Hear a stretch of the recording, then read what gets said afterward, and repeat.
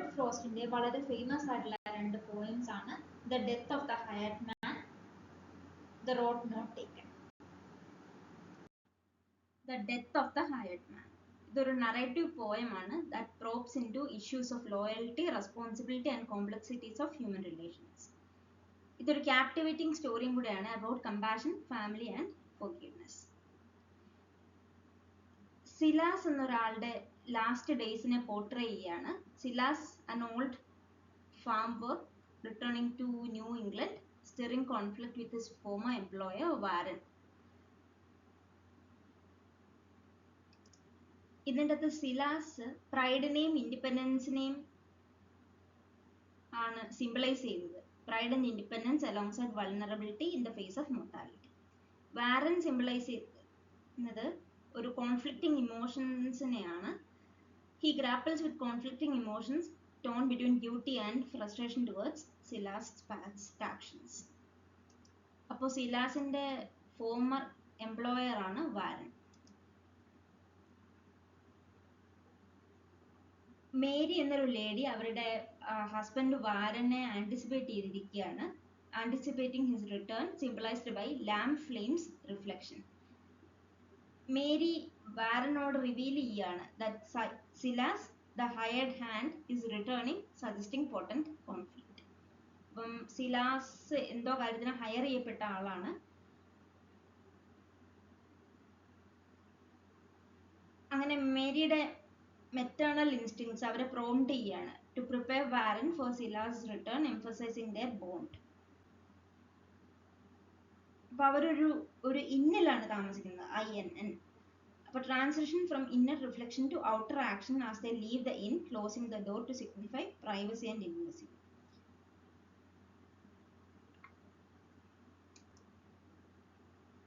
മേരിക്ക് സിലാസിനോടൊരു കമ്പാഷൻ ഉണ്ടായിരുന്നു. Mary's pleas for compassion towards Silas showcases empathy and collaboration. Warren's reluctance turns from doubts about Silas' trustworthiness. അപ്പോൾ പ്രാക്ടിക്കാലിറ്റിയും സിമ്പതിയും തമ്മിലുള്ള ഒരു കോൺഫ്ലിക്റ്റിനെയാണ് ഇവിടെ highlight ചെയ്യുന്നത്. സിലാസിനോടുള്ള മേരിയുടെ അൺവേവറിംഗ് ബിലീഫ് വാരന്റെ സ്കെപ്റ്റിസിസവുമായിട്ട് കോൺട്രാസ്റ്റ് ചെയ്യുന്നുണ്ട്. Frost delves into loyalty, forgiveness and complexities of human relations through Mary and Warren's dialogue. റീഡേഴ്സിന് ഒരു better understanding of human condition ഉണ്ടാവാനായിട്ടാണ് ഈ ഒരു പാർട്ടിൻ്റെ ചേർത്തിരിക്കുന്നത്. By encouraging them to reflect on meaning of compassion, forgiveness and fleeting nature of life. സിലാസിനോടുള്ള കൈൻഡ്നെസ്സിന് വേണ്ടിയിട്ടുള്ള മേരിയുടെ urgent plea underscores transformative power of compassion. ഇപ്പോൾ സിലാസിനോട് പിറ്റി കാണിക്കാനായിട്ട് വാരനോട് മേരി ആവശ്യപ്പെടുകയാണ്. Frost explores complexity of human relationships, depicting permanent strife between pragmatism and compassion. ഒരു ഈവനിങ്ങിൽ മേരി വെയിറ്റ് ചെയ്യാണ് for her husband Warren, knowing she has something important to tell him. അപ്പോൾ അദ്ദേഹം വരുമ്പോൾ she gently explains that Silas, their old hired hand, has come back. സിലാസിന് വയ്യ, he's tired, broken and weak and he has nowhere else to go. അപ്പം അതുകൊണ്ടാണ് ഇദ്ദേഹം ഫാമിലേക്ക് return ചെയ്യുന്നത്. വാരൻ ഫ്രോൺ ചെയ്യുന്നുണ്ട്, remembering how Silas was never dependable, often leaving at busiest times when his help was most needed. അപ്പോൾ വാരനെ സംബന്ധിച്ച് taking Silas back feels unfair, as if forgiveness must be earned. പക്ഷെ Mary compassionate ആയിട്ട് ആണ് deal ചെയ്യുന്നത് സിലാസുമായിട്ട്. Home is a place where when you have to go there they have to take you in, she says. അവർക്ക് Silas doesn't need to earn kindness, he simply needs comfort in his last days. സിലാസിൻ്റെ wish ഉണ്ട് to teach Harold Vincent, the young neighbor, the old ways of working. അവർ അതിനെക്കുറിച്ച് discuss ചെയ്യാണ് the couple. Perhaps Silas attempt to leave behind some parts of himself, find a sense of usefulness. Warren അങ്ങനെ സിലാസിനെ check ചെയ്യാൻ പോവാണ്. It's too late. Silas, the tired old hired man, was slipped away in silence. He did not find glory or wealth, but he found a place to die in the presence of those who at last gave him a home. ഇതിൽ ഇവിടെ themes എന്തൊക്കെയാണെന്ന് നോക്കാം. First one loyalty and responsibility ആണ്. സിലാസിന്റെ return reflects loyalty to his former employer. Themes of duty and കമ്മിറ്റ്മെന്റും ഇവിടെ illustrate ചെയ്യുന്നുണ്ട് Robert Frost. Second one forgiveness and compassion. മേരിയുടെ എംപതി ടുവേർഡ്സ് സിലാസ്, അത് എംഫസൈസ് ചെയ്യുന്ന ഫോർഗീവ്നെസ്സിനെയാണ്, highlighting transformative power of compassion. മൂന്ന് mortality and legacy. Characters confront mortality, ഒരു reflection on life, transient nature and legacy, ഒരു reminder of impermanence of life. അടുത്ത theme conflict, that practicality versus compassion. വാരന്റെ practicality മേരിയുടെ കമ്പാഷനുമായിട്ട് conflict ചെയ്യുകയാണ്, അല്ലെ contradict ചെയ്യുകയാണ്, illustrating tension between practical considerations and kindness. കോൺഫ്ലിക്റ്റിനെ ഒരു basic aspect of human nature dealing with conflicting interest ആയിട്ടാണ് ഡെപ്പിക്ട് ചെയ്തിരിക്കുന്നത്. അഞ്ചാമത്തേത് rural experience and sense of place ആണ്. റൂറൽ സെറ്റിംഗ് റിഫ്ലക്ട് ചെയ്യുന്ന ഷെൽട്ടറിനെയും ഹ്യൂമൻ കോംപ്ലക്സിറ്റിയെയാണ്, evoking a sense of belonging and home, highlighting loyalty, duty and passage of time as characters confront challenges and comforts of rural life. Identity and self-worth. Silas in the search for identity prompts reflection on self-worth, exploring universal needs for recognition and purpose.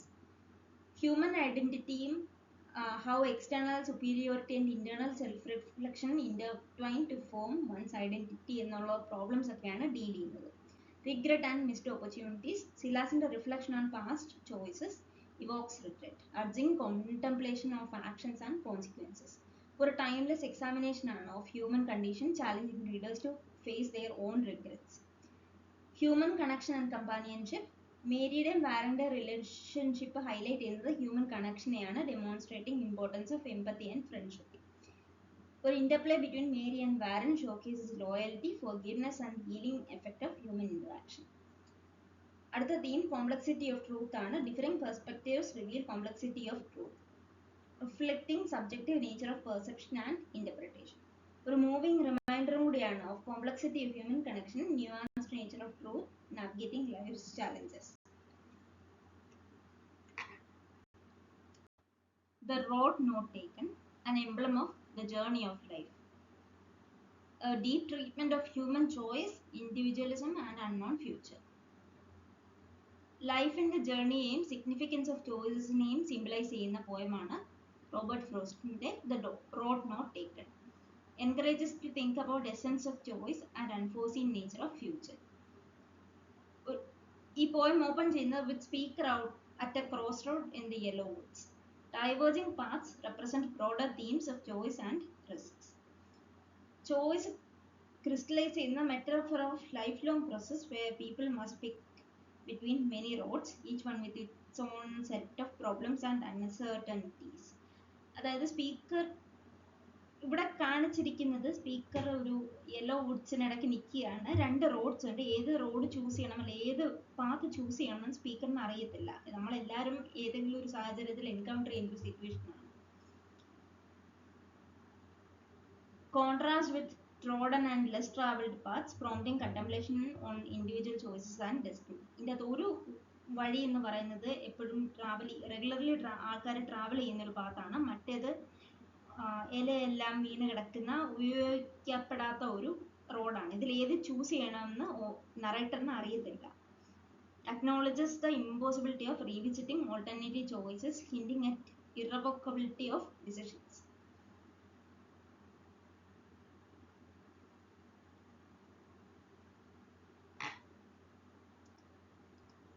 Offers a profound exploration of discretion, regret and passage of time. Poet's confession of paths not taken is a poignant statement of choices we make and roads we may leave behind. Stanza 1 introduces the speaker reflecting on encountering two paths in yellow wood. Yellow wood autumn symbolize a season of change and new beginnings.